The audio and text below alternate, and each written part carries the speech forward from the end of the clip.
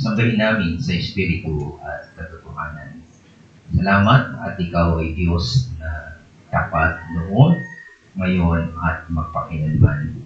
Ikaw na Diyos na dakila, makapangyarihan, mapagmahal at punong-puno ng biyaya na tumawag sa amin ay tapat kang tutuparin ang iyong iniwang kasunduan o tipan para sa iyong mga inilan.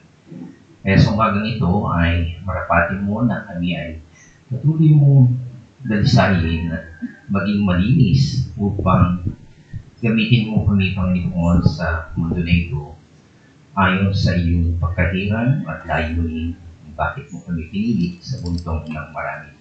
Kaya isang malaking pribileyo na makita namin na kami ay napabilang sa iyong mga anak upang sa gayon ay anuman ang mangyari sa daigdig namin, pabago-bago at pasama ng pasama ang lipunan namin at ang buong mundo. Ikaw ay nananatiling Diyos na tapat at sa iyong mga pangako. Kaya ito ay aming papasalamatan at dadakilahin ka namin at ito ang dahilan kung bakit lagi ka namin sasambahin kung wala ang iyong biyaya sa amin ay makakamit namin ang mga kapahamakan at kasiraan ng buhay. Kaya Lord, we thank you so much for your grace na kami ay ingatan mo at subaybayan sa araw-araw. Ito po aming dalangin at pasasalamat sa pangalan ng aming Panginoon Jesus. Amen. Amen. Thank you, Panginoon. Ang aking presenta na.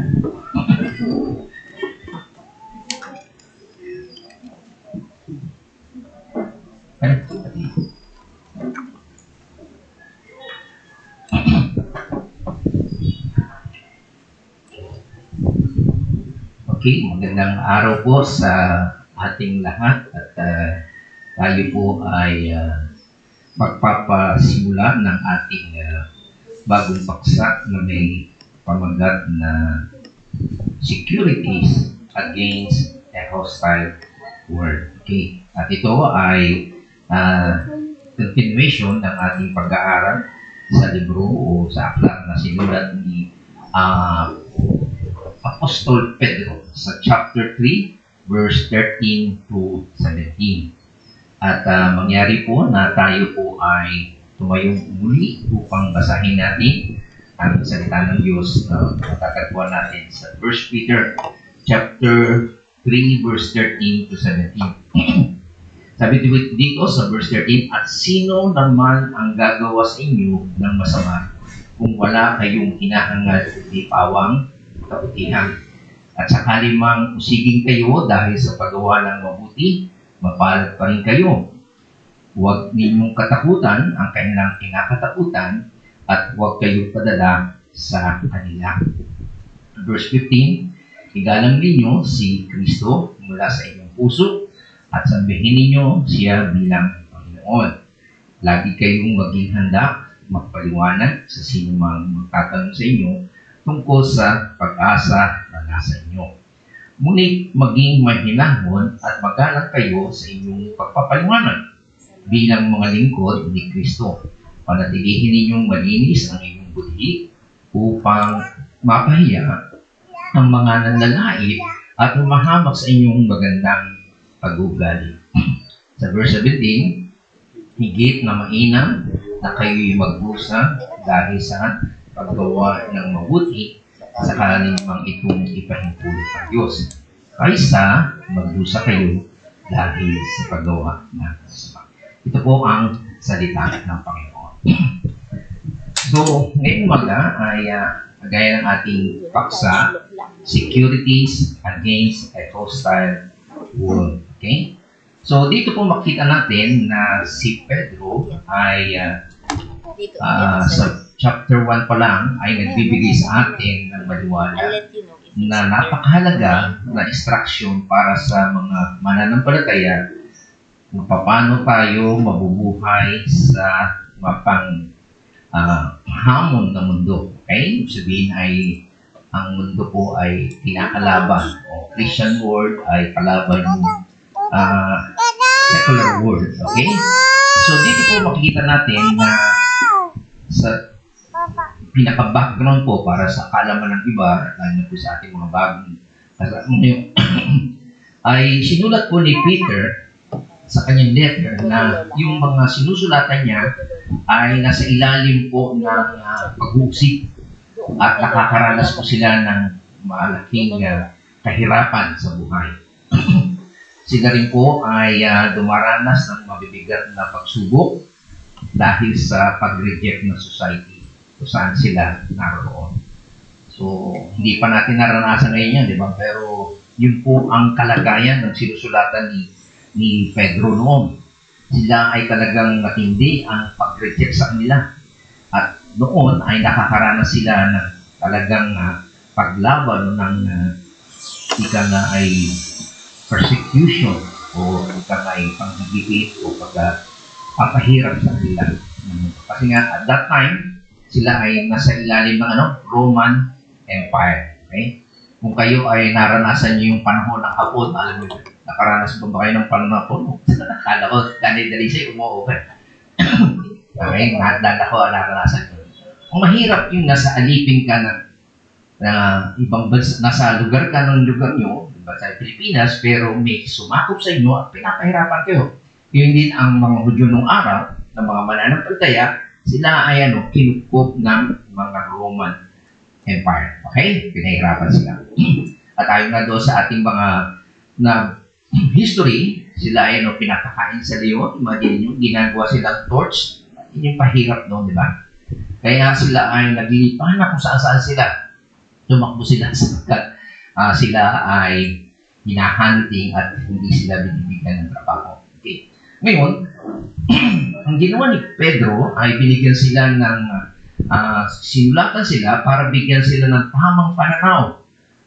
Okay? Sa kabila ng pag-uusig na meron sila, anong dapat nilang gawin?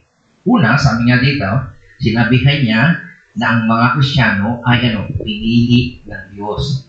Sila ay tinubos ni Jesucristo at sila ay set apart, okay, ibinuod para sa isang banal na pamumuhay sa kabila at sa gitna ng unholy society. At yan ay makikita natin sa chapter 1 verse 1. They were chosen, diba? Kita niyo? Pinili. Okay? Imagine niyo na sa dami ng tao sa mundo, ikaw ay pinili. Diba? Yung mga ayuda lang eh.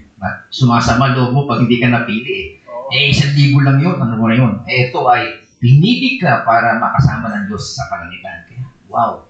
Kahit nire-reject ako ng mundo, society ko, pero ang Diyos hindi ako na-reject. Pinili ako. So, yun ang ganoong pananaw ang dapat naisip mo. Bakit ang aking mga kapitbahay, bakit ang aking boss, bakit ang gobyerno, ganito, hindi ako pinili. Pero ang Diyos ay pumili sa inyo. I hope na makapakaganda ng perspektive yun. Pangalawa, makita natin dito na sa chapter 2, siya sabi dito ay chosen race, pinili sila bilang lahi ng Diyos. Sila ay tinatawag na royal priesthood, holy nation, people for God's own possession. Pagkaari sila ng Diyos. Anong dahilan? Para i-proclaim natin ang kadakilaan ng Diyos sa kabila ng sa kadiliman ng mundo ito para tayo ay makiwanag. Kung maggulo ang daigdig, punong-puno ng kasamaan o darkness, tayo yung magsisilbing liwanag. Tayo daw ay, sabi niya, ay hiniwalay para mamuhay ng banal sa gitna ng isang unholy society. Ang purpose ay para to reach the society, lipunan, with the saving gospel. So yung pong dahilan kung bakit pinili sila. Bakit sila pinapersecute? Bakit iba sila? Okay? So, hindi yung magtatampo. Bakit hindi mo sisisihin ng Diyos? Hindi mo magtatampo ka sa Diyos? Kundi magpapasalamat ka. Okay? At sa chapter 2, verse 11, ay dito pinasimulan yung ating relasyon ng isang Kristiyano sa society. At yun nga po, sabi sa verse 11, ay tayo ay alien and stranger. Ibig sabihin, yung lipunan natin o bansa natin, o kaya, pansamantala lang tayo. Hindi tayo mananatiling Filipino citizen. Tayo'y kabilang sa heaven citizen. Stranger lang tayo. Dayuhan lang tayo. We are foreigner and pilgrims. Kaya ay pansamantala lang. Naglalakbay lang tayo sa daigdig na ito. This is not our permanent place. Okay? So, ibig sabihin, kung meron mang kahirapan kang dinaranas, hindi ka binibigyan ng, nire-reject ka ng lipunan, so okay lang. Kasi hindi ito talaga. Kung kinuha man nyo yung property mo, sinunog man ito, ninakawan ka, hindi ka mag-alala. Okay? So, yun yung pananaw na tinuturo ni Pedro sa mga mananampalataya. And then sa verse 12 ng chapter 2, sinabi po naman dyan na dahil daw sa ating, because of our living, people might come to salvation at ngayon ay glorify God in days of visitation. Okay? So, sa kabila ng pag-uusig na meron tayo, tayo ay patuloy na mamumuhay ng banal. Ang dahilan para makita ng tao na sa paligid natin, okay, na sila ay maligtas din katulad natin. Okay? At pag dumating ang Panginoon sa kanyang visitation, sa Judgment Day, ay kasama sila na magpupuri sa Panginoon. And then sa chapter 2, verse 13, tinuro din sa atin ang patungkol sa relasyon natin sa gobyerno. Okay? Ang ating relasyon sa authority, sumunod sa employer. Tingnan nyo na, sa gobyerno, sa employer natin, at yung pangatlo ay yung ating relasyon sa ating marital partner, sa asawang lalaki o asawang babae. Ibig sabihin, kung merong ang ating gobyerno ay hindi pa mga mananampalataya, yung ating boss ay hindi pa mananampalataya, o yung napangasawa natin, pareho tayong hindi believer, tapos nauna tayong maging believer, mahikayat natin yung boss natin, yung ating asawa, dahil sa magandang pamumuhay na binago ng Diyos sa atin, mahihikayat natin silang baligtas. Okay? So, yun po yun. So, ang lahat po ng iyan ay sabi nga sa whole section na ito ay everything is evangelistic. Ibig sabihin, kaya ka pinili ng Diyos, hinirang ng Diyos para sa gayon ay gamitin ka ng Diyos para makarinig din sila ng Ebanghelyo. Yung ating buhay ay magpatuto tayo. Okay? So, dalawang klase yan. Tayo ay pinili para maging witness. Ibig sabihin, patunayan natin, ipakilala natin ang Diyos sa magitan ng ating buhay. Okay? Yung evangelistic, ibig sabihin niyan, magpipreach ka o magsasalita ka. Pero sa babae, sa ayon sa ating pag-aaral, hindi mo kinakailangang sermonan ng asawa mo, baka batukan ka. Okay? Sabihin, nagger ka. O yan, sabi ni Pastor. Okay? Hindi ka lang makikinig. Okay? Hindi lang. Yung magandang pamumuhay, yung beauty mo, hindi yung paparlor-parlor ka, pedicure ka, linggo-linggo, sasabihin sa gastos mo. Hindi mo mahikayat yun. Kundi sa magandang pamumuhay. So, iba po yung evangelistic, yung pagsasalita o pag-witness, pag-share, ay isang paraan ng pag-witness yun. Hindi yun? Okay? Yung babae hindi mag-witness, patuwang mga lalaki. Okay? Kaya ang mga lalaki, sila'y mag-preach, pwede kayo sa mga kapwa babae. Naintindihan nyo? Iba ang evangelistic, yung pagsasalita, at iba yung pag-witness. Ang witness, kahit hindi ka nagsasalita, nakikita sa iyo. Okay? Naintindihan nyo po ba? Okay? Pero ang purpose po natin yun ay mahikayat sila. Okay? Kaya tinuruan din tayo tungkol sa chapter 3, verse 8 to 12, ay yung general attitude, yung magandang attitude natin. Okay? Na sabi nga po ay dapat meron tayong kapakumbabaan. Para sa ganoon ay maiwasan natin ang gulo, okay, sa buhay. Okay? So, dito makita natin na ang ginagawa ni Pedro, okay, ay talagang nag-lay siya ng pundasyon. Kumbaga sa bahay, inaayos niya yung pundasyon. Mga itinuro niya. Para sa ganoon, sa kabila na makaranas tayo ng panggigipit, Okay? Pag-aaway o yung pag-uusig sa atin ng mundo o lipunan natin ay handa tayo. Okay? Secure tayo. Hindi tayo nababahala, hindi tayo nangangamba, hindi tayo natatakot. Okay? So, yan po ang ating pag-aaralan ngayon. So, ang purpose niya ay para bigyan, okay, ng lakas ang ating mga sarili na magkaroon ng tamang attitude sa pagharap natin sa mapanghamong mundo na ito. Okay? At tayo daw ay dapat magtiwala sa kapangyarihan ng katwiran at magtagumpay sa mga kumakalaban sa atin at magtagumpay tayo kung meron man tayong suffering o paghihirap na tinakamasa. Okay? So sa kabila po na tayo ay pansamantala lang dito sa mundo na ito, sa kabila na meron pong threat o ng pananakop o paglaban sa atin sa magitan ng mga persecution o yung pag-uusig sa atin. Ang gusto po ni Pedro na makita po natin dito habang tayo nabubuhay ay magkaroon po tayo ng confident joy. Sabihin, kahit may pagsubok tayo, ay meron tayong kaligayahan o kagalakan. Okay? Kaysa tayo ay naaalarma o kaya naman ay nag-aalala. Okay? So, dito po makita natin na alam natin na yung panahon ni Pedro ay kakaiba sa panahon natin. Nung nagsisharing kami ni Pastor Ronnie, sabi niya, Pastor, iba naman yung panahon ni na Pedro noon kaysa sa atin. May human rights ngayon nung araw ay wala. At sabi nga, hindi tayo dapat gumunti, di ba? Sabi niya, yun turo ng Panginoon, huwag tayong gaganti. Pero meron tayong mga authority, di ba? Kagaya ng kinuwento ko sa kanya na merong bumaril o pumatay sa pamangkin ni Pastor John MacArthur, okay?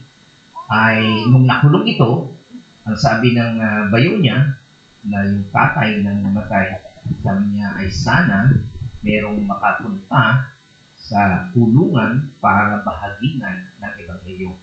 So, ang punto doon, makita natin, ikaw mismo na nasaktan, ikaw yung tatay na namatayan, hindi ka gumanti, nakulong yun, pero gusto mo siyang mapatawad at gusto mo siyang maibalikan. So, yun po ang itinuturo ng Biblia noong araw hanggang sa ngayon. Okay? So, yun po makita natin. Pero makita natin, bagamat hindi nga direkta, kagaya ng araw, direkta talaga yung mga Roman Empire, yung mga Pariseo, ay talagang pinipersecute ang mga mananampalataya ng araw, di ba? Pinapatay sila.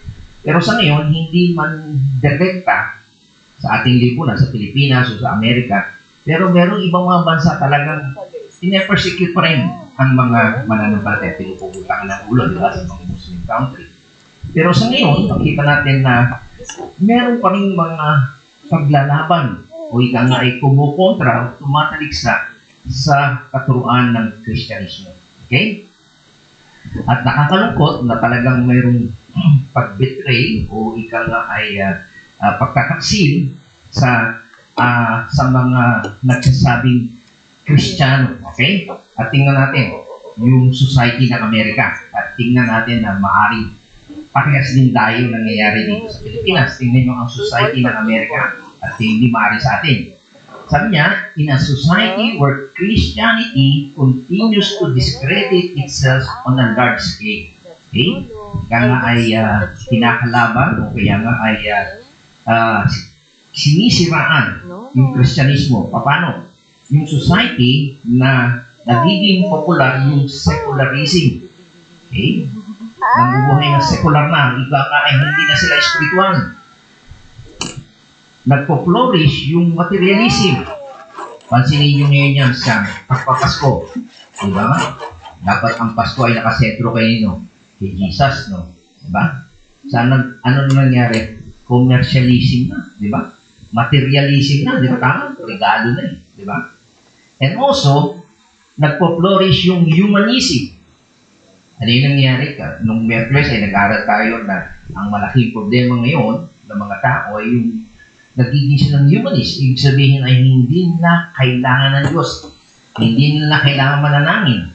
Kasi sagana na sila sa material na bagay. At yan po makikita nyo sa ibang bansa. Okay? A society na nahihilig sa fornication. Okay? Ang ibig fornication. Yung mga kalaswaan, nakikipagtalik kahit hindi mag-asawa. Ganyan po sa Amerika, di ba? Kahit hindi mag-asawa, parang baliwala na lang. Parang humalik ka lang. Ganun po ang pamumuhay nila. Ang society nila na ginawa yung homosexual daw ay isang alternate lifestyle. Bagong lifestyle nila. Hindi na alam na yung ginawa-gawa nila, sabi kasi ng Diyos, ang nilikha niya ay lalaki babae. Pero nag-invento ka na meron third sex. Paglaban ko sa Diyos. So, makikita natin dito, wala namang direktang inaalipos ka, pinapatay ka, pinarulusahan ng Kristyanismo, pero kinakalaban nila ang katuruan ng Panginoon. Okay? So, yan po yung makikita natin. And also, ano pa sabi? A society na nananunod saan? Pornografiya. Society na deep into man solving his own problem. Okay? Sinusolve nila yung problema lang in whatever way he chooses to feel comfortable about himself. Okay? Ang society, you have an emerging hostility toward the definite character of Christianity. So, ganyan po nangyayari na sa ibang bansa. At sama na natin sa ating bansa, nagiging komportable na rin po sila na gumawa ng korupsyon, pagnanakaw, makalungkot, di ba? Para sa kanila, yung mayaman sila, baliwala sa kanila, may mahirapan, may magpis. Makalungkot, di ba? So, makita natin, darating ang araw, ay darating yung maaring official, yung mga gobyerno, huwag nawang mangyari na ipatigil yung pagsamba. Okay? At dumating yun, sasabihin ng Biblia, we must obey God rather than man. Okay? So, meron pong mga darating ng time na mag-uupo sila. Okay? So, itong passage na ating pinag-aaralan nito ay nagsasabi na it speaks to all of us na tayo ay dapat mamumuhay ng isang banal na pamumuhay sa gitna ng ungodly culture. At kung paano natin i-depend o proteksyonan o isasanggalang ating sarili against the threat of the hostile world. Okay? So, tuturuan tayo dito sa ating mga talatang ito kung paano natin ipaglalaban o didepensahan. Okay? Ipagtatanggol natin yung ating sarili sa kabila ng mayroong mga taong kumakalaban sa atin. Okay? Ano yung paano? Sabi nga diyan sa 1 Peter chapter 2 verse 12, how can we silence the critic? Kung merong mga chismoso, may mga fake news, merong mga sumisira sa iyo, paano mo lalabanan sila?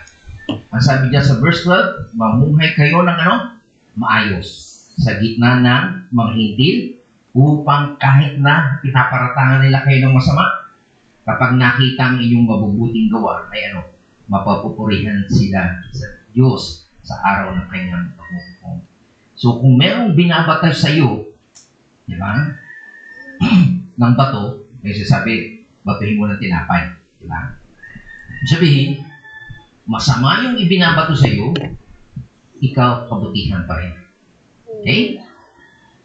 So, dito po makita natin ang binibigay ni Peter na prinsipyo, okay, na magkaroon po tayo ng katiyakan o pasiguraduhan o safety ng mga believer sa gitna ng mapanglabang mundo na ito. Okay? Dito makikita natin na magiging secure tayo, safety, ibig sabihin, mamiminimize natin yung threat sa atin at mamiminimize natin yung pag-persecute sa atin. Okay? Ito ay mga depensa o paglaban natin o pagtatanggol natin against sa mga taong aatake sa atin. May lima to, okay? Pero sa umagang ito, dalawa lang muna yung ating tatalakayin. Okay, unahin natin. Ano yung securities of the believer in a hostile world? Unang-una, number 1, passion for goodness. Ano sabi sa verse 13? And who is there to harm you if you prove zealous for what is good? Okay. Ang unang-unang depensa mo, okay? Kapag merong aatake sa iyo o maninira sa iyo, okay? At ang purpose nga natin dito, evangelistic, sabihin yung ma-atake sa atin, mag-persecute sa atin, gusto nating ma-win. Imbis hindi natin sila labanan. Okay? Ang unang-unang first line of defense ay magkaroon tayo ng passion for goodness. Okay? Anong ibig sabihin ni Pedro? Napakahirap daw. It is very difficult. Ang sabi ni Pedro, it is very unusual, hindi rin pagkaraniwan sa mga tao at sa maraming tao to mistreat those who are zealous for good. Sabihin, kapag gumagawa ka talaga ng kabutihan, bihira yung talagang susuklian ka ng kasamaan. Tama? Di ba? Nahihiya ka? Bait-bait na yan. Di ba? Tumutulong mo sa akin ito, ba't ko po sisiraan to? Di ba? So, yun po ang sinasabi ni Pedro. Kahit daw po sa hostile world, sabihin masamang mundo, ay mabagal sila na pahirapan yung mga tao na mabait. Yung mga tumutulong sa society. Yung mga mabait. Naisip ko habang nag-aaral po ako dito sino ba yung mayaman sa mundo? Si Ang? Hindi si Atong Ang. Yung si Ramon Ang, yung sa San Miguel Corporation, di ba? Matulungin siya. Tumutulong siya sa paglilinis ng Pasig, Ilog Pasig, marami siya na tinutulong, di ba? So, hindi mo bibihira yung kumakalaban sa kanya. Di ba? Nakita niyo? So, kapag ang isang tao ay matulungi sa society, mapagbigay, unselfish, mabait, merciful, thoughtful, loving, caring siya, mahirap ito mahirap itong mahirapan o kontrahin. Tama? Pag gumagawa ka ng kabutihan. So, alam natin na maging kanyon doon sa mga simbahan na fraud o yung nagpapanggap, di ba? At ang walang ginawa kundi manghingi ng pera. Eh, makikita natin, hindi pa rin sila binabatikos ng lipunan. Diba? Taas yun lang kamay nyo, bumili kayo ng itlog, bumili kayo ng mga, mga panyo-panyo, di ba? Pagbili kayo, makikita nyo, marami siyang nanoloko, pero hindi pa rin sila binabatikos ng mundo. Okay? So, ibig sabihin, ang mundo ay hindi sila against kapag meron kang ginagawang mabait o mabuti. Okay? So, dito, makita natin na ang iniisip ni Pedro ay isa very general, sabihin, pangkalahatan. Kapag good ang buhay mo, a beneficent life, ibig sabihin ay mapagkawang-gawa ka, mapagbigay ka, gumagawa ka ng mabait. Okay? A kind life that is marked by generosity, mapagbigay ka nga, hindi ka makasarili, mabait ka, thoughtful ka sa iba, ay mahirap po itong pahirapan, hindi sila pahirapan. Diba? Tama po ba? Sangayon tayo dyan, di ba? So, ang sinasabi po dito ni Pedro, na kinakailangan ay magkaroon tayo ng passion for what is good. Kaya ang tanong niya, meron siyang sergot dito o ginamit na salita, rhetorical question o tanong. Yung yung ginagamit kasi sa kanila yung eloquent na salita. Sino ang hahamak? Sino ang magpaparusa sa mga gumagawa ng mabuti? Binigyan niya ng emphasis yun. Siyempre, ang sagot doon ay no one o very few. Bibihira ka naman. Di ba? Kapag gumagawa ka ng kabutihan, sino ang hahamak o magpaparusa sa iyo? Ay, binigyan niya ng mayroong mataas at wala naman, di ba? No one. Pero, very few. Meron pa naman. Kung meron na tao na iingit sa iyo o kalaban mo sa politika. Di ba? Kahit anong ganda mo, ginagawa mo, kung kalaban mo, posisyon yun, meron pa sarili.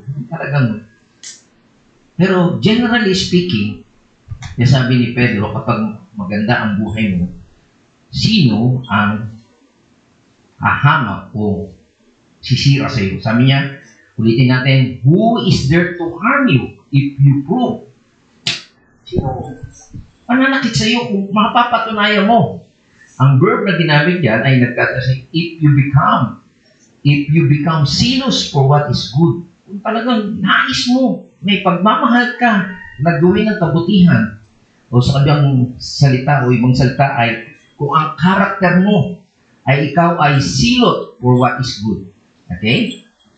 Sino ang hahamak sa iyo o sino ang paparas? Diba? Naintindihan niyo po ba yun? Okay. Ngayon, ang tanong ay, ano ba yung ibig sabihin ng silot? Okay? Saltay sa Greek. Ano po ba ibig sabihin niyan? Ang ibig po sabihin niyan, silot, a person with a passion. Mayroong pagmamahal. Ito daw po ay isang person with great ardor for some cause. Yung ardor po, ibig sabihin niya sa dictionary ay yung extreme vigor or energy. Talagang masigla siya. Very zeal and loyal po siya.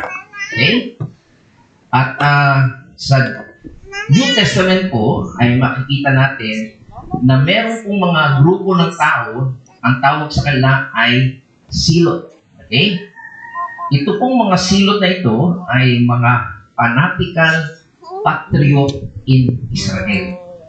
Sila po daw ay nagpe-pledge to liberate Israel from foreign rule at the cost of their life if needed be. Diba nasakop po ang bansang Israel? Sila po yung mga tao na talagang handa nilang ibigay ang kanilang buhay. Okay? Kung kinakailangan lang pumatay, kung kailangan lang magnakaw, magsinungaling, mag-cheat, okay?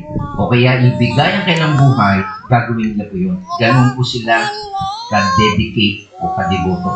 Tingnan nyo yun? At kung meron kayo natatandaan, merong isa sa mga disciple, ano ang pangalan? Simon the Zealot. Okay? Sila po yung mga political radical party who are willing to lay their lives on the line. Okay? At ang mga silot daw po ay nagsimula sa panahon ng Maccabees. Ito po ay between the Old Testament and the New Testament. At sila po ay resorted to violence, talagang resorted to assassination, pumapatay sila. Absolutely anything they could do to express their hatred of the pagan foreigner. Ganun po silang delikado, kahit sila sa mga alipin sa kanila. Okay? At during that time, ay nag-isilang significant force noon panahon ng Palestine. At meron din pong nakatala nung si Pedro, si Peter, si Paul pala, sorry, sa English na, okay, ay humarap sa Sanhedrin at tinanong siya, ikaw ba yun? Sabi niya, ikaw ba yun na napagkamala siya? Then you are, kung gayon, sabi dito sa Tagalog, kung gayon hindi ikaw ang Egyptian, kailan lamang ay namuna sa paghihimagsik at namundok na kasama ng 4,000 lalaki. So napagkamalan si Pablo na isang silot. Eh, nung nalaman nila sa pagtatanong, ay, hindi ka pala yun. So, ibig sabihin, during that time, ay meron na po talagang mga grupo na naghihimagsik, yung mga silot, at ilan sila? 4,000 na lalaki. Okay? So, yan po makikita natin. So, nung ibig sabihin ni Pedro, bakit niya ginamit yung maging sinos o passionate tayo in doing good? Ang ibig sabihin niya, kung paano yung mga silot na yun ay dedikado, meron silang puwersa o lakas, sigla sa paggawa ng kung pumatay man sila o mag-assassin sila. Okay? They will give their life para maipagtanggol ang bansang Israel. Tayo rin dapat ay maging silot for what is good. Kung yung mga silot ay pumapatay, may gumagawa sila mas batay naman, ay dapat sa paggawa ng kabutihan. Intindihan niyo po ba yan? So, ibig sabihin, kinakailangan magkaroon tayo ng passion, pagmamahal, yung energy for goodness, for kindness, for tenderness. Okay? Ness, oo. Mercy, for love, for philanthropy, mapagbigay. That the world will have a great difficulty persecuting. Okay? So kapag ganito ang ating ginagawa, yung ating energy o buhay natin ay talagang naisip natin gumawa ng kabutihan. Okay? Mahihirapan ng mundo na tulig sa tayo. Hindi niya? Ayon nga kay Sir John Seeley, sinerch ko, sino ba ito si John Seeley? Businessman siya. Katulad niya siya ni Ramon Ang. Tama ba ako? Ramon Ang, hindi Atong Ang. Kasi sabi niya Atong Ang. Siguro yun. Hindi yun. Pero nga yung sa San Miguel. Ito ay si John Seeley, businessman siya sa Amerika. Ano sabi niya? No heart is pure that is not passionate. Okay? Ibig sabi din ni Peter, ano sinasabi ni Peter? You should be passionate for what is good. Kapag ikaw ay passionate for what is good, kaya ang naisin mo ay talagang gumawa ng kabutihan, ano mo nangyari niya? It produces purity of life. Kapag gano'n ang buhay mo, that is very difficult to pursue. Hindi niyo? So, ang mundo na hindi mananampalataya, mahihirapan na ikaw ay usigin o ichismis ka o siraan ka kapag gumagawa ka na. Tama ba? So, yun pong naisin natin. So, ano po yung gustong sabihin dito sa atin ni Pedro? Be in love with goodness. Yun ang gustuhin mo. Kahit masama yung ginagawa ng kapitbahay mo, ng kausina mo, okay? Gumawa ka pa rin ng kabutihan. Kung masama yung sistema ng mundo mo, kaya katrabuhan mo, daigin mo ng kabutihan ang kasamaan, sabi ng Biblia. Okay? At ito po yung paano natin malalaman na talagang mahal natin ang goodness. Kapag ito daw po ang kaligayahan mo, it is your delight. It becomes your joy. Masaya-masaya ka pag nakagawa ka ng kabutihan. Tugtuwa ka. Okay? When it becomes your goal, yun ang naisip mo. Ako nga sabi ko, pag ako nakatulong sa kapwa ko, may nagawa kang project, ang saya-saya mo, nakatulong ka sa kapwa mo. Hindi niya? Yung kumita ka man o hindi, ang mahalagang makatulong ka. Yun ang ibig sabihin, yung love goodness. Kapag daw yung maling bagay ay wala ng fascination, wala ng attraction sa iyo, wala na yung nangihikayat ka, gagawin ko ba itong panluloko? Gagawin ko ba itong pandaraya? Panluloko ko? Okay? Wala na yun. Kung wala na ganun daw, at ikaw ay nakukonsume, ang gusto mo na lang ay gawin ang kabutihan, the world will find it difficult to persecute you even though the world is hostile. Hindi na yan? So yun pong ibig sabihin ni Pedro. Kapag gusto mo na ang gumawa ng kabutihan, kaligayahan mo na ito at hindi ka na nahihikayat sa paggawa ng kasama. Okay? So yan po ang sinasabi ni Pedro na general principle, pangkalahatan. Kasi bakit? Tingnan nyo sa verse 14, biglang-bigla ang sinabi niya. Sabi sa verse 14, but even if you suffer, okay, for the sake of righteousness, you are blessed. Ibig sabihin, hindi po guarantee o pinapromise na kapag ikaw ay gumawa ng kabutihan, hindi ka natutulig sa iyo. It's not 100%. Pero ang sinasabi ni Pedro, it is more difficult, mahirap pa. Okay? So we need to have a passion for what is doing good. Okay? So, hindi natin sasabihin, hindi naman pala 100% na hindi ako pa-persecute. Pero sabi pa rin ni Pedro, do what is good. Tanda natin, si Jesus Christ, ito ang kanyang passion, ito yung kanyang hangarin, di ba? Si Jesus Christ ay gumawa ng kabutihan at wala nang iba, hindi kabutihan lamang. Hindi siya gumawa ng kasamaan, tama? Siya yung ating modelo, di ba? Pero ano nangyari kay Jesus? Na-exempt ba siya sa pag-persecute? Hindi. Ano nangyari pa sa kanya? Pinatay pa nga siya. Kita niyo? So, it's not 100%. Okay? Liwanag po ba? So, ang punto po dito ni Pedro, makita natin dito, Peter wants us to get healed, that is our life, or to believe in a manner that is opposite scandal. Ibig sabihin, panatiliin natin ang ating buhay na maayos, gumagawa tayo ng kabutihan, na hindi tayo gagawa na may iskandalo tayo o pag-ispisan tayo. Diba? Sa may pamumuhay mo, Kristiyano ka, tapos pamumuhay ka ng hindi maayos, diba? Immoral ka, ikismis ka ng tama. May iskandalo mo. Okay? So, dapat mamuhay tayo ng buhay na impeccable. Sabihin ay blameless, faultless, hanggat maaari ay talagang hindi tayo gagawa ng kasamaan. Okay? Walang kasalanan, pero nagkakasala pa rin tayo, pero hindi naman iskandalo. Nagiging yung hayagan. Di ba? So, yun po ang gusto ni Pedro.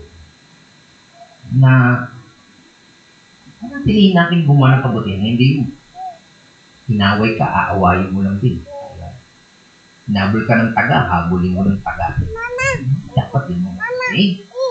So dito, sinasabi niya, hindi niya tayo nagkagrant na hindi tayo magsasuffer. Ang sinasabi niya lang, na very difficult para sa mundo na ito na gumawa ng kasamaan laban sa mga gumagawa ng kabutihan. Kasi wala silang makikitang basihan para tayo ay usigin. Wala rin silang makikitang ground o basihan para atakihin tayo. Medyo napipigilan sila kapag nakikitang gumagawa tayo. Okay? So, ano sabi niya? We are to live our lives that is zealous for what is good, zealous for what is honorable. Okay? Gumawa tayo ng kabutihan at marangal. Diba? Hindi yung nai-discarded tayo. Okay. Lumako tayo doon sa pangalawa. Okay? Security of the believer in the hostile world. Una, magkaroon ng passions for goodness. Ang pangalawa, a reliability in suffering. Sabi diyan, but if you should suffer for the sake of righteousness, you are blessed. Ano ba ibig sabihin ng reliability? Okay?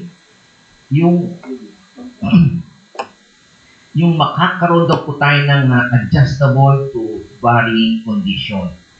Nag-isip ako ng isang halimbawa yung parang punong kawayan. Alam niyo yung punong kawayan? Na pag hinanay, pwede siyang malakas hangin pa po tayo. Mabibend siya rin. Pero hindi siya nababalik. Tatayuin siya. Dito na. Gano'n na. Mamalik din siya. So yung nag-a-adjust ka sa iba't ibang suffering sa buhay mo. Pero hindi ka bumibigay. Yung una, para hindi ka usigin o para ma-lessen yung persecution sa iyo, lumakabutihan. Yun ang depensa mo. Ang pangalawang defense mo, flexible ka. Medyo ballet dancer ka, Pirita Corrales ka. Nakita ko niyan.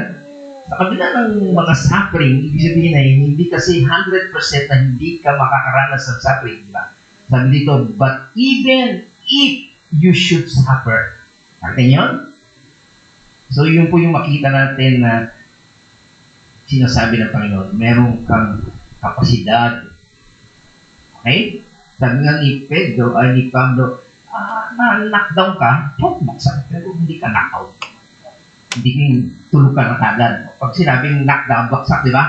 Yung knockout, di ka na tumayo eh. Okay? So, yung makikita natin dito, meron kang kakayanan. Kaya, titingnan natin yung salitang, but even, pwedeng natin i-translate yung, perchance may pangyayari or contrary to what is expected. Hindi mo inaasahan. Ano mangyari? Okay? Sa ibang salita, sabi niya ay, there is no certainty of fulfillment. Walang katiyakan, pero it could happen. Okay? Yun po ang sinasabi dito ni Pedro. Okay? Hindi nakakatiyak na wala, hindi ka mapapersecute o hindi ka magsasuffer, pero kung sakali man na ikaw ay magsuffer, okay, o magdusa o magtiis sa paggawa ng kabutihan, mapalad ka pa rin. Okay? Yun po siya sabi.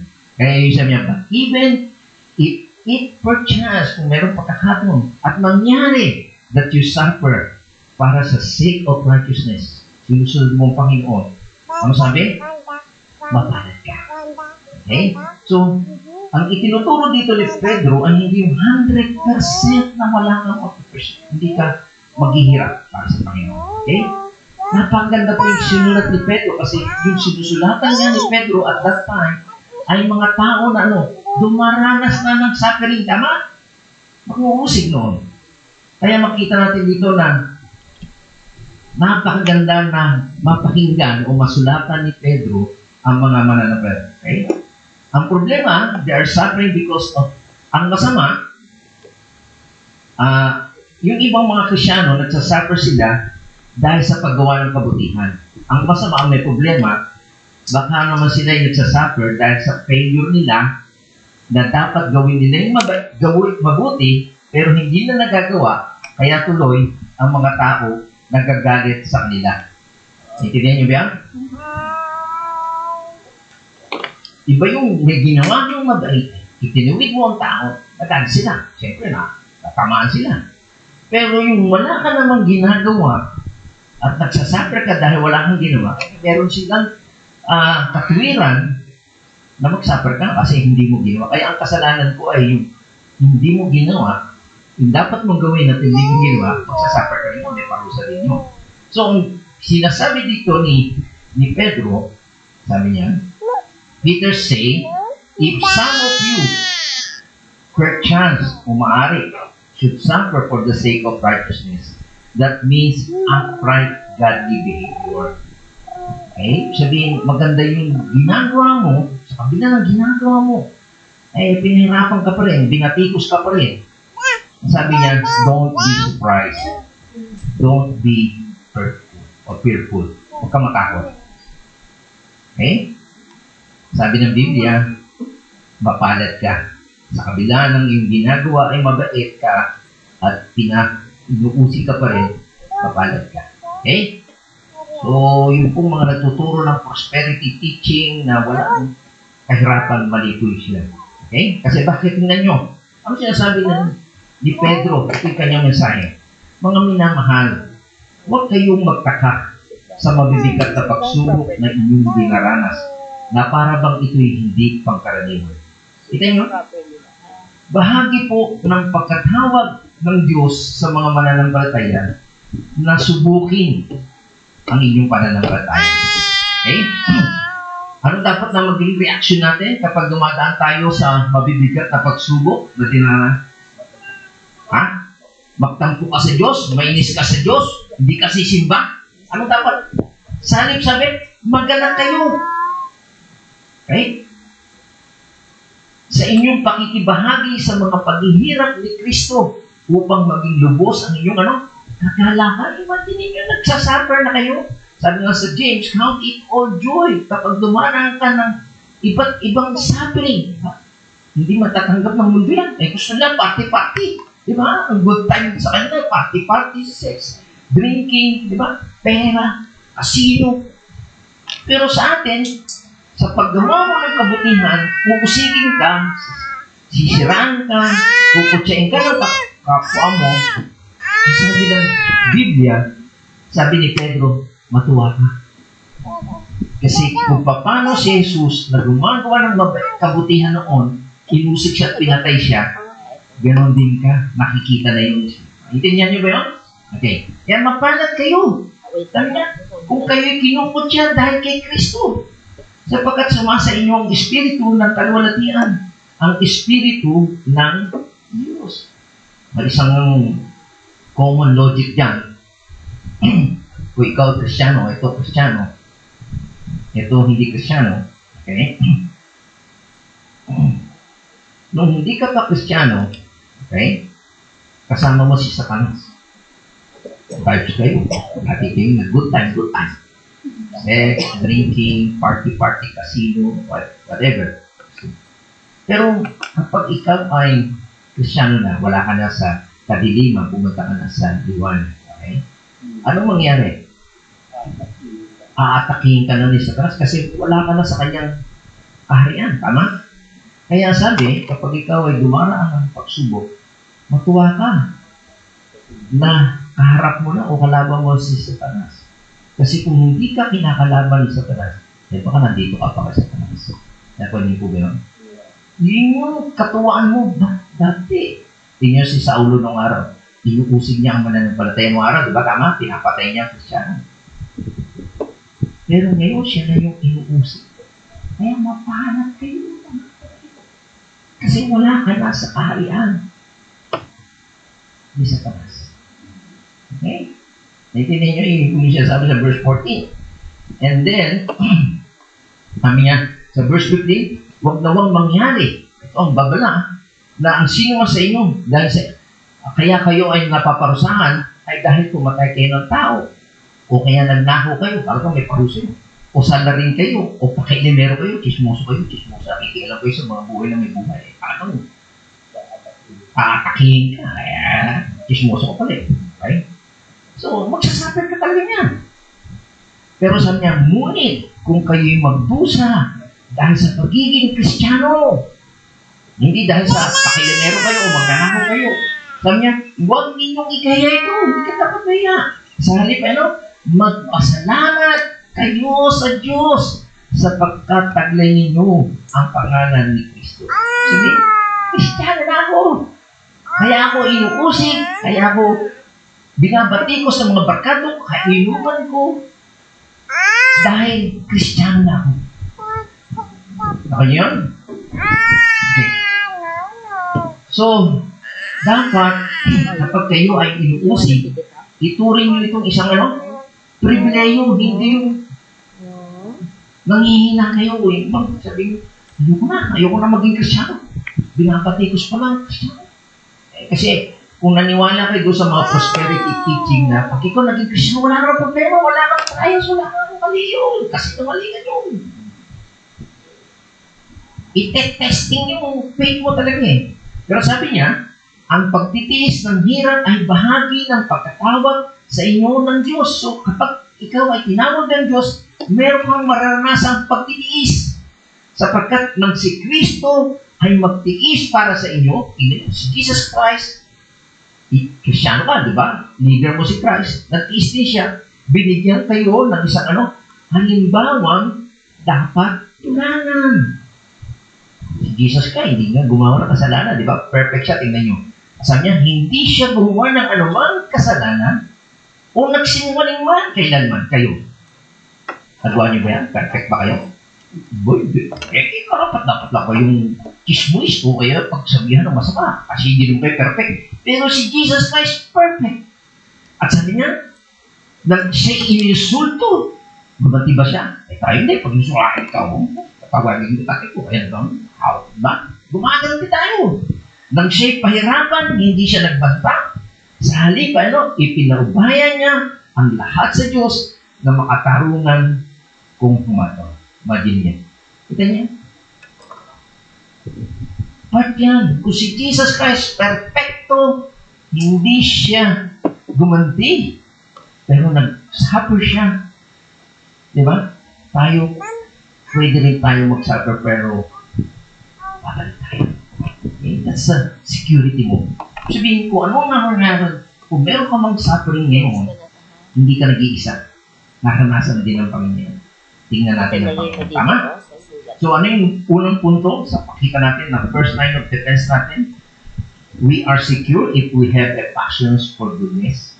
Malilimitahan yung pag-uusik o pag-chismis sa atin o pagpapahirap sa atin kapag gumagawa tayo ng kabutihan.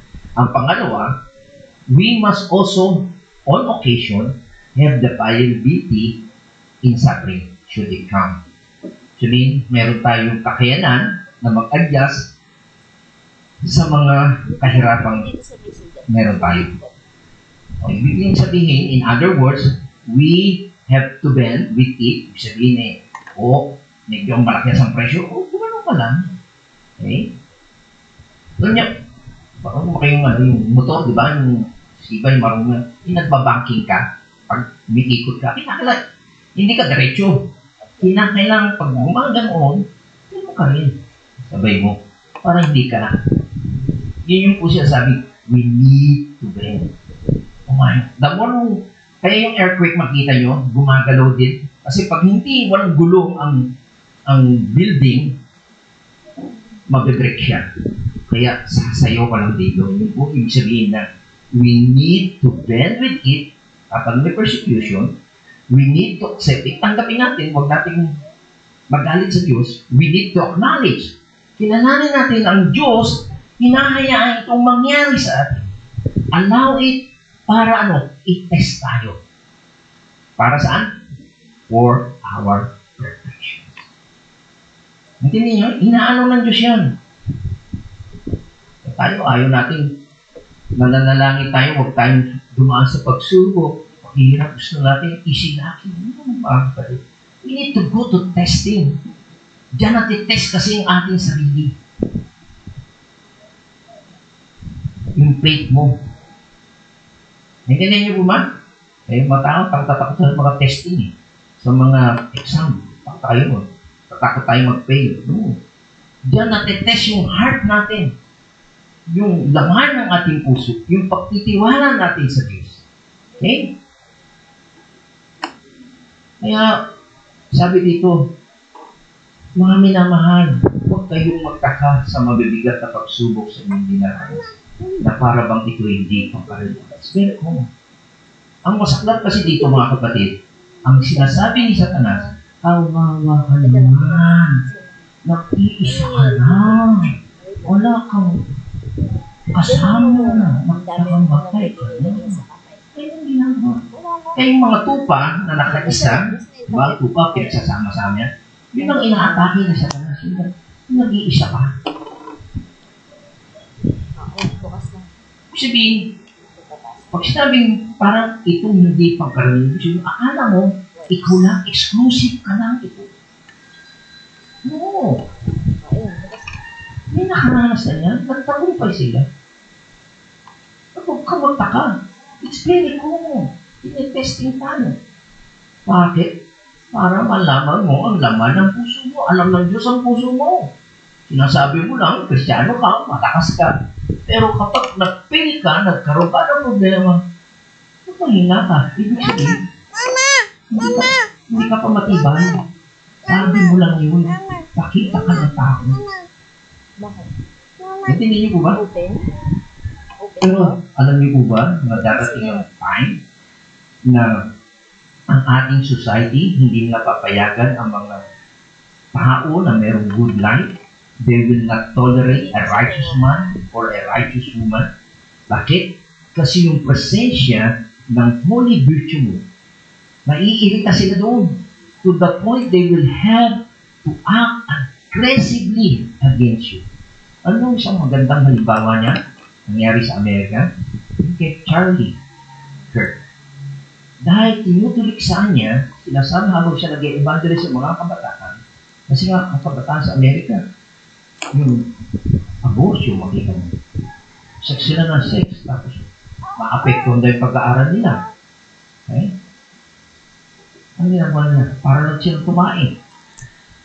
Ang sinasabi ng Biblia, kapag na-conceive yung bata, yung man yung pagpatay na yun.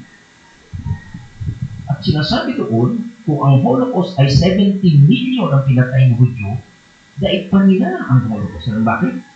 Kasi times 3 ito eh. 70 times 3 is 21 million ang pinatay na bata sa amin. Kaya paglapastan, paglabag nila, diba tama? And even yung mga homosexuality, LGBT community. Tama natin yung bumaril sa kanya, may boyfriend na. Tingnan. Hindi nila matutolerate yun. Hindi na sila papayag na ikaw magsasabi ng katuwiran mula sa banal na kasulatan, magagalit na sila sa iyo. Hindi na yun. Kaya tayo nabubuhay na meron talaga tayo, hindi man lang tayo pagkatulad ng panahon ng Peter, talagang kapag Kristyano ka, kukulihin ka talaga, papatayin ka agad. Pero yung mga katuruan na pumapasok sa mga kabataan ngayon, ay kaluwas na sa sinasabi ng banal na kasulatan. Kapag ikaw ay pastor, mga ngaral, sinasabi mo ang katuwiran ng Diyos, magagalit sila. Intindihin niyo mga kapatid? Okay? Pero, ano sabi ng Biblia? Kapag ikaw ay nagsuffer for what is right, kawawa ka ba? Ano sabi ng Biblia? You are important.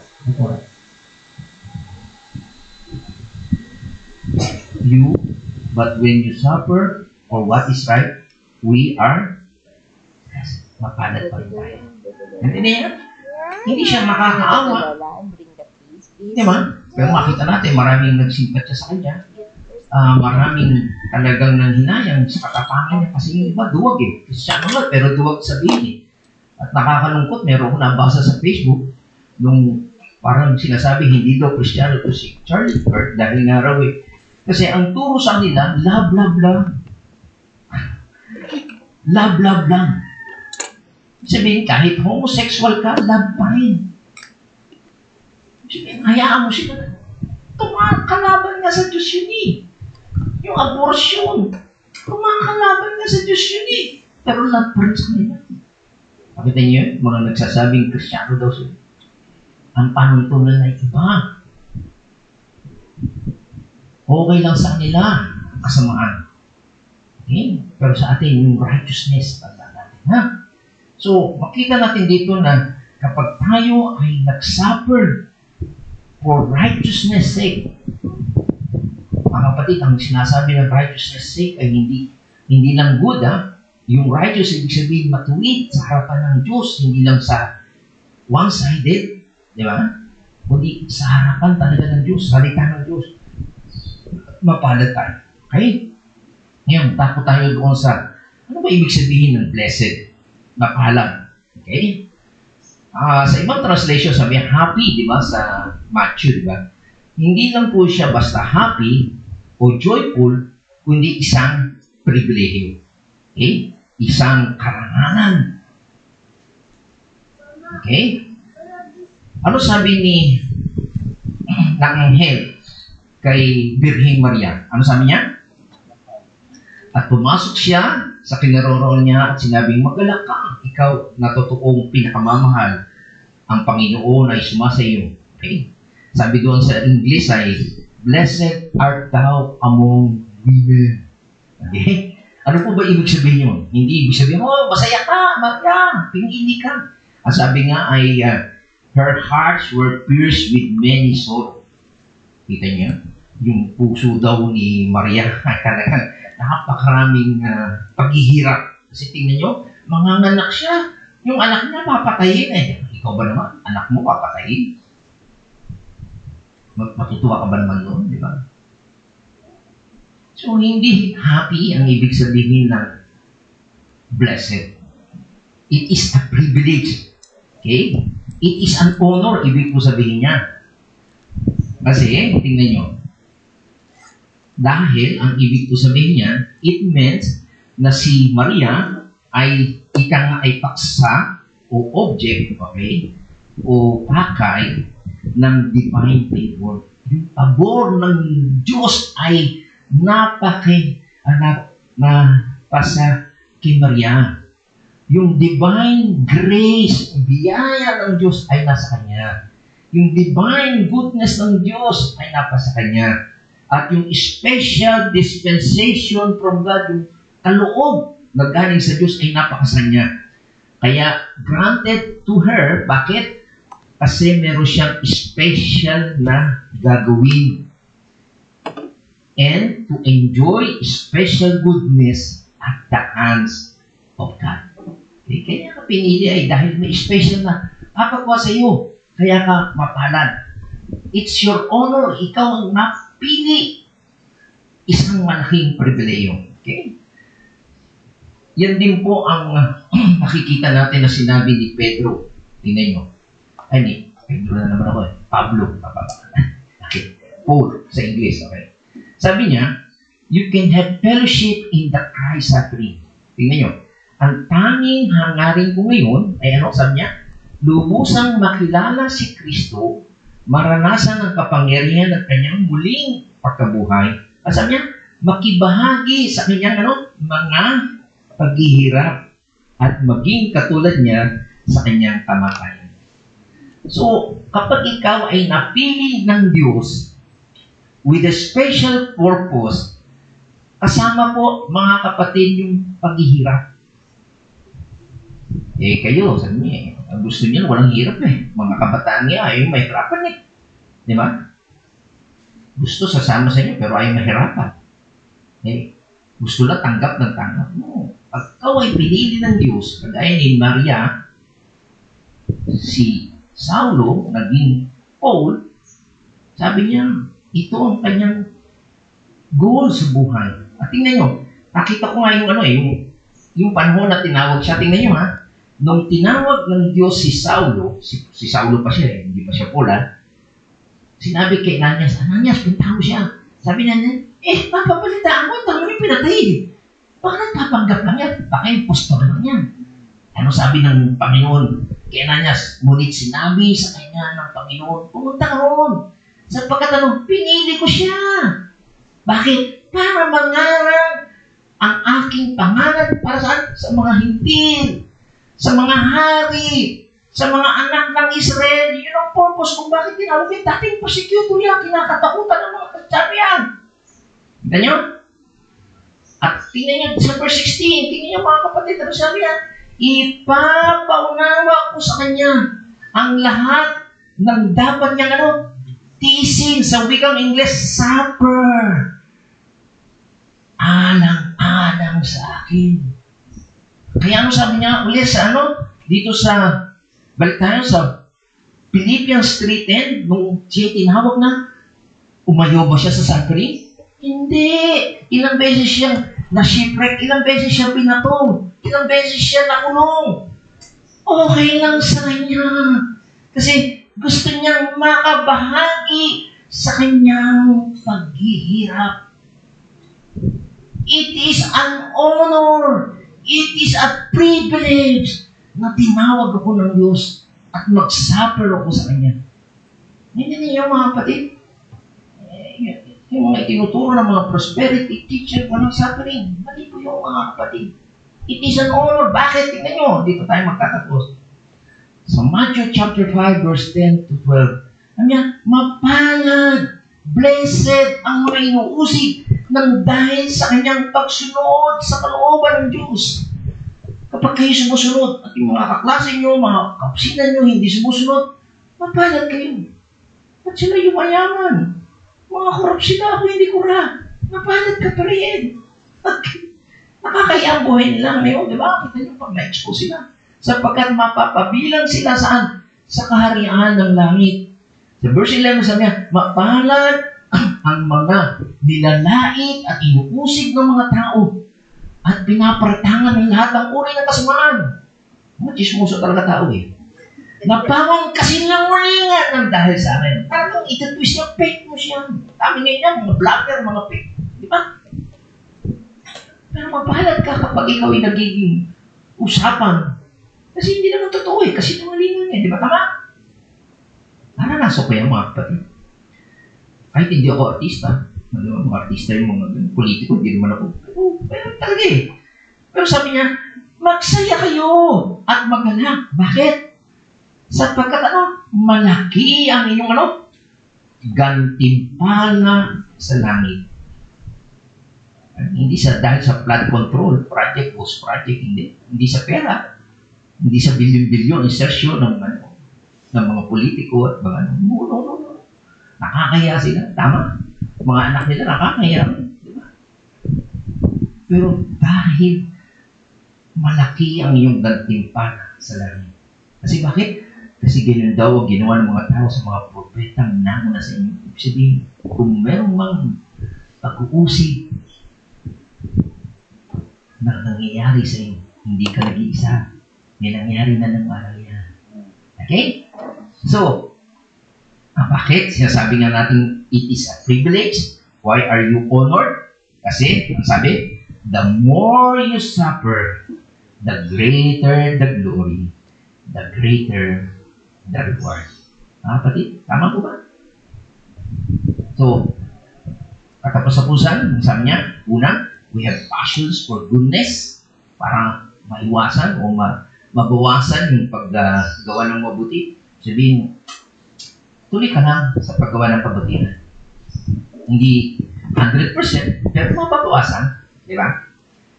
At kung sakali man, okay, na ikaw ay mag-suffer, okay, sa ginagawa ng mga tao sa mundo na ito, sabi niya ay, you can defend yourself by simply accepting the suffering. Okay? Tanggapin mo na, huwag ko lang sisihin ng Diyos, magagalit ka pa sa Diyos, di ba? Magtatampo ka, hindi ka sisimba, bakit ako nakakaranas ng ito? No? Tanggapin mo. Kasi, yun ay kasama sa purpose ng Diyos, which shall cause you to be made a privileged individual.